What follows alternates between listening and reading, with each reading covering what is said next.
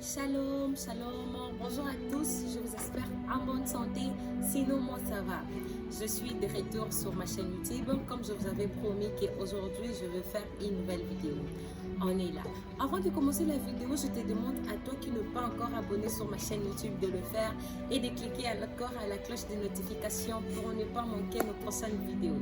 C'est encore moi, votre sœur Ornella.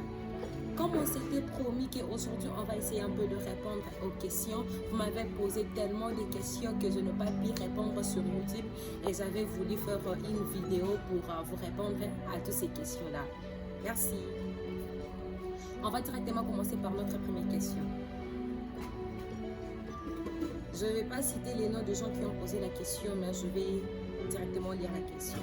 La première question est celle-ci. Est-ce que tu es née chrétienne, ma soeur, tu peux nous dire? Je ne suis pas née chrétienne, je suis née dans une famille chrétienne, mais moi je n'étais pas chrétienne. Dieu m'a fait grâce, je me suis convertie à l'âge de 16 ans. C'est à l'âge de 16 ans que je me suis convertie. Normalement, j'ai été catholique. Je n'étais pas dans l'église chrétienne, j'étais catholique. Et quand on a commencé, il y avait un frère qui venait à la maison de la part de ma soeur. Il venait pour prêcher ma soeur. Et moi, je n'aimais pas déjà ces frères-là. Je me disais, moi, je me suis déjà habituée des catholiques rentraient. Je m'étais déjà habituée. Et je voyais ça, donc du temps à perdre en fait. Je voyais ça du temps à perdre et je me demandais, qu'est-ce que je vais faire? Et ces frères-là commençaient à prêcher ma soeur, jusqu'à ce qu'il est arrivé au niveau où il a commencé aussi à me prêcher. Quand il a commencé à me prêcher, sans vous mentir, ça n'a pas été facile, je vous jure. Ça n'a pas vraiment été facile parce que je n'écoutais pas comme je suis là. Ça n'a pas vraiment été facile, mais quand même la grâce de Dieu était là. Le frère a commencé à me prêcher, là c'était à la maison, mais j'étais toujours catholique. Le frère a commencé à me prêcher. Et puis à un moment, le frère m'a invité à l'église. Et quand le frère m'a invité à l'église, je me souviens, c'était le 30 décembre. C'était le 30 décembre 2018-19. C'était le 30 décembre. Quand le frère m'a invité, j'étais venue à l'église. Quand je suis venue arriver à l'église, le pasteur a prêché. Et quand le pasteur m'a prêché, j'étais vraiment touchée, j'étais vraiment touchée par les paroles. Je suis rentrée, quand je suis rentrée, j'avais beaucoup d'amis, c'est catholiques. Et puis, quand le frère a commencé à me faire de suivi, jusqu'à ce qu'aujourd'hui, je suis ce que je suis. Donc, je me suis convertie en 2019. Je n'étais pas comme ça, je me suis convertie en 2019. La deuxième question. Je pense que le frère, vous avez votre réponse. La sœur Ornella, est-ce que vous êtes une prédicatrice? C'est ça la deuxième question.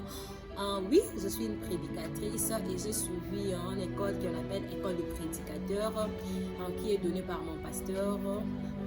C'était l'année, je peux dire, il y a 2 ans passés déjà. On a suivi l'école de prédicateurs. Ça n'a pas aussi été facile. On a suivi l'école de prédicateurs. On nous enseignait comment est-ce qu'un prédicateur doit être, comment est-ce qu'un prédicateur doit, qu'est-ce qu'un prédicateur peut faire, qu'est-ce qu'un prédicateur ne peut pas faire. Je suivi cette école-là jusqu'à ce que maman, je suis devenue prédicatrice. Oui, je suis prédicatrice et je suis encore prédicatrice de la grâce. Je réponds à la troisième question. Je pense que vous m'écoutez vraiment. Je réponds à la troisième question. La sœur Ornella, tu peux me donner une différence entre la loi et la grâce? Waouh! Là, si je réponds à cette question, la réponse sera tellement vaste. Je vais essayer de faire une récapitulation et de répondre. Moi, je définis ces 2 choses-là par rapport au bien et au mal. Je finis la loi et la grâce par rapport au bien et au mal. Moi, je dirais que la loi nous condamnait, tandis que la grâce nous a sauvés. Quand moi, je parle de la loi, je vois la loi comme quelque chose qui m'est condamné. Mais à cause de l'œuvre que Christ a accomplie à la croix, je suis devenue ce que je suis et j'ai été sauvée. Donc, moi, je dirais, je vais faire une prédication encore, une autre vidéo où je vais vous expliquer en long et en large c'est quoi la loi et c'est quoi la grâce. Mais pour aujourd'hui, ma sœur, ce que je peux un peu te répondre, c'est que tu dois savoir que la loi nous condamnait, tandis que la grâce nous a sauvés. Tu étais autrefois païen et aujourd'hui, tu es maintenant à la grâce. Merci beaucoup. Je vais faire une autre vidéo où je vais parler sur ces choses-là. Je vais essayer un peu de vous répondre par rapport à ça. Je réponds à la 5e question. La 5e question est celle-ci. La sœur Ornella, ça t'a pris combien de temps de devenir en Christ? Est-ce que tu as passé aussi dans d'autres vies? Je ne comprends pas. La sœur Ornella, ça t'a pris combien de temps de devenir ce que tu es? Est-ce que... Oh, ok, j'ai compris ta question. La question est celle-ci. Est-ce que moi aussi, je peux dire j'étais dans la loi? Je peux récapituler ça en disant ça. Ça m'a pris beaucoup de temps. Pourquoi? Parce que, en fait, moi, je n'écoutais pas. Ça m'a vraiment pris beaucoup de temps. Pourquoi? Parce qu'on a eu le temps de me former, le temps de m'enseigner, le temps de devenir. Si je suis ce que je suis aujourd'hui, ce n'est pas grâce à moi. Comprenez, il y a eu tellement d'enseignements, il y a eu tellement de choses, il y a eu tellement, ça m'a pris vraiment du temps, mais le problème c'est quoi? Ça demande qu'il a soif. Si tu as la soif, tu peux arriver là où je suis aujourd'hui. Moi aussi, au début, c'est toujours comme ça. Au début, ça n'a pas été vraiment facile. Au début, il y a eu de pleurs, il y a eu de lamentations. Et puis, je ne refusais même. Mais au fur et à mesure qu'on avance, au fur et à mesure, je suis ce que je suis. Ça m'a pris vraiment du temps, mais ça demandait juste la soif. Si tu as la soif, tu peux accomplir tout ce que tu veux. Avec Christ, ce que j'aime, ça demande que ta soif. Si je te dis, je me réveille le matin et je dois faire ça.